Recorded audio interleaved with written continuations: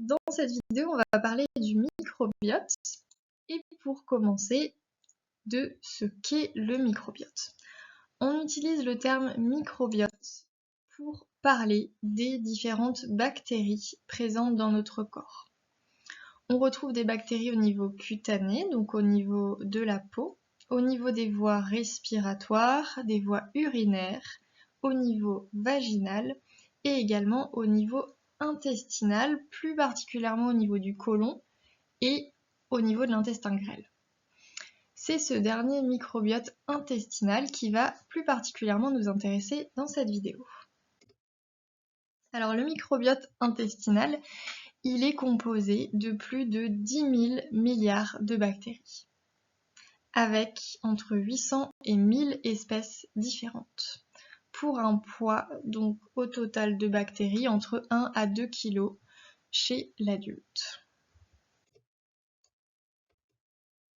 Donc il faut savoir que le microbiote, il est vraiment unique à chaque individu, donc chaque individu a sa flore intestinale propre. Et ce microbiote, il évolue tout au long de la vie. Il va particulièrement varier au moment de la naissance et dans les 1000 premiers jours de vie, et ensuite après 65 ans. Quand toutes ces bactéries, donc ces 10 000 milliards de bactéries, cohabitent de façon harmonieuse, on parle de biose. Quand par contre l'équilibre est rompu, quand la cohabitation n'est plus optimale, on parle de dysbiose. On va se pencher justement sur cette dysbiose intestinale.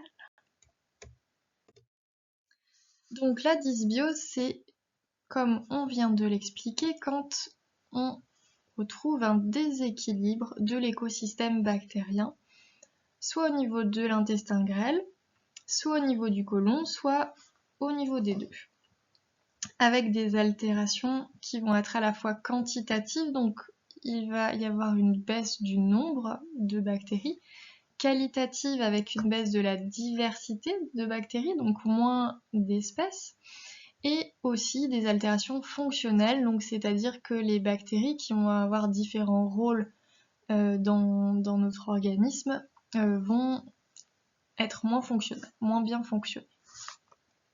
Elles vont moins bien effectuer leur rôle. Alors, qu'est-ce qui peut moduler, qu'est-ce qui peut modifier le microbiote ? Alors, après la naissance, l'allaitement ou le lait artificiel ne vont pas développer les mêmes bactéries. En cas de prise de médicaments, notamment les antibiotiques, qui peuvent modifier la flore, une baisse d'activité physique, un système immunitaire affaibli, ou encore une alimentation déséquilibrée peuvent être différents facteurs pouvant influencer le microbiote.